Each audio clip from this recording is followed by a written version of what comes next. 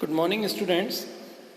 Today I am going to explain how to write dialogue writings. Firstly, I want to explain you what is dialogue writing. A dialogue is a conversation between two or more people. Dialogue जो होती है वो conversation होती है दो या दो से ज़्यादा लोगों के बीच की. It involves exchange of greetings, simple questions, answers, discussions, arguments, comments, etc. इसमें हम दूसरे का वेलकम करते हैं, जनरल सिंपल क्वेश्चंस पूछते हैं, आंसर्स देते हैं, डिस्कशन होता है, आर्गुमेंट्स भी होते हैं, कमेंट्स भी किया जाता है. इन सब बातों को हम अपनी डायलॉग राइटिंग में मेंशन करते हैं. ऑन ए पर्टिकुलर टॉपिक और ए रेंज ऑफ टॉपिक्स, किसी भी दिए गए टॉपिक पर या एक बहुत सारे टॉपिक्स पर भी, depending on who the speakers, निर्भर करता है कि स्पीकर्स कौन है. A dialogue can be formal और इनफॉर्मल. डायलॉग फॉर्मल भी हो सकता है और इनफॉर्मल भी हो सकता है. Dialogues are a very effective tool of narration. Dialogues एक बहुत ज़्यादा प्रभावशाली एक टूल है नरेशन का. And are frequently used in novels. और इसका इस्तेमाल अधिकतर कहाँ किया जाता है? नोवेल्स वगैरह में, यानी उपन्यास में. Plays, stories and poems to make them lively and dramatic and to express the views of characters.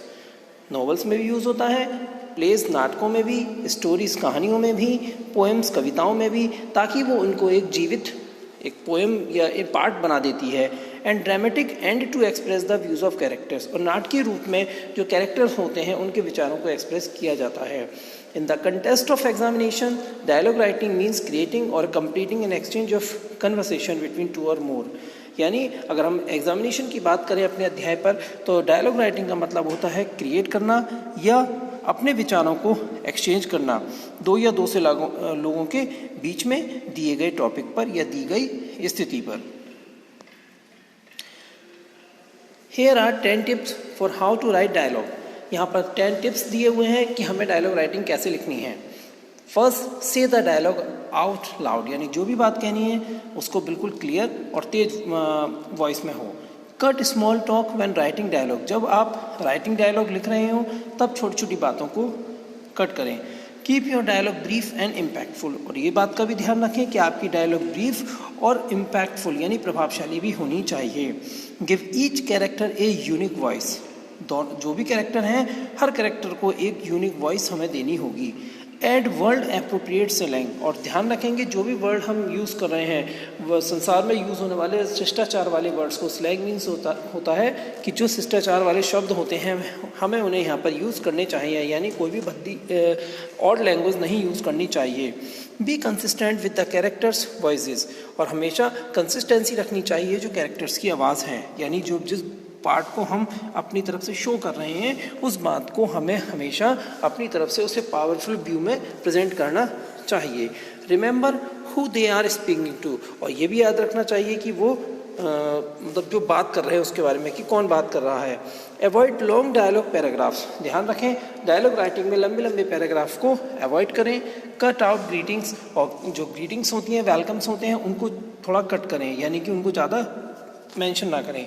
Show who your character is. अपने कैरेक्टर को यहाँ पर अच्छे से शो करें. मान लीजिए हम महात्मा गांधी के ऊपर बातचीत चल रही है, अगर हम उनके फेवर में हैं तो हम उनके कैरेक्टर को अच्छी तरीके से यहाँ पर हम अपना शो करें. Sample of dialogue writing. यहाँ पर एक सैम्पल है कि डायलॉग राइटिंग कैसे लिखनी है. A dialogue between two friends who have met after several years. ये डायलॉग राइटिंग है दो फ्रेंड्स के बीच में जिनकी मुलाकात हुई कुछ सालों बाद में. Divya. Hi Smita, what a pleasant surprise, I am so glad to see you after so many years. कि दिव्या ने बोली कि स्मिता कितनी खुशी की बात है, ये कितना सरप्राइजिंगली बात है कि आप मुझे आज इतने समय के बाद यहाँ मिली. स्मिता. Me too. दिव्या. मेरे लिए भी है Divya. It feels like ages. ऐसा लगता है कि जैसे हम बहुत युगों बाद आज हमारी मुलाकात हो रही हो. How are you. आप कैसी हैं. And what are you doing here. और आप यहाँ क्या कर रही हैं. दिव्या ने कहा I am good. I got married 3 years ago. उसने कहा मैं बहुत अच्छी हूँ और मेरी अभी 3 साल पहले शादी हो गई थी. And I live here with my husband and son. और यहाँ पर मैं अपने हस्बैंड और सन के साथ में रहती हूँ. स्मिता. दैट्स ग्रेट न्यूज़, ये तो बड़ी खुशी की बात है। I too moved back with my husband from Pune 6 months एगो। मैं भी मूव कर वापस चली गई थी अपने हस्बैंड के साथ में पुणे से 6 महीने पहले। Divya, so where do you live? अच्छा, तो अब कहाँ रहती हो? आई live in Khar. Divya, we live very close. अरे हम तो बहुत नज़दीक रहते हैं। We should meet some time, हमें कुछ बार के लिए मिलना चाहिए। इसमें था यस, हाँ बिल्कुल, वी शुड, हम मिलेंगे। हाउ अबाउट दिस वीकेंड, इस वीकेंड का क्या प्लान है? दिव्या, साउंड ग्रीन, नहीं सब ठीक है बिल्कुल। You should bring your husbands along, और तुम अपने हस्बैंड्स को भी लेकर आना। इसमें था आई श्योर विल, हाँ बिल्कुल मैं लाऊंगी।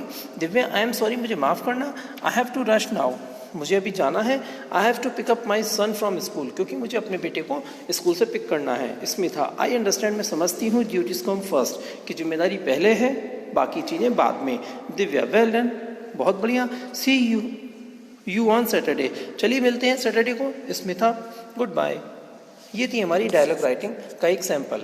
इसमें हमने जितने भी सेंटेंसेस अपना लिए हैं ये सारे हमने शॉर्ट लिए हैं, कोई एकदम पूरा एकदम बड़े बड़े लॉन्ग पैराग्राफ इसमें नहीं लिए हैं, और कोई भी लैंग्वेज ऐसी यूज़ नहीं करी है कि जो हमारी ऑड लैंग्वेज हो। हमेशा हमने इसमें ख्याल रखते हैं कि भाई जब भी लैंग्वेज यूज़ करो पोलाइटली और वेल बिहेव्ड वाली लैंग्वेज को हमें यहाँ पर यूज़ करना होता है। Thank you.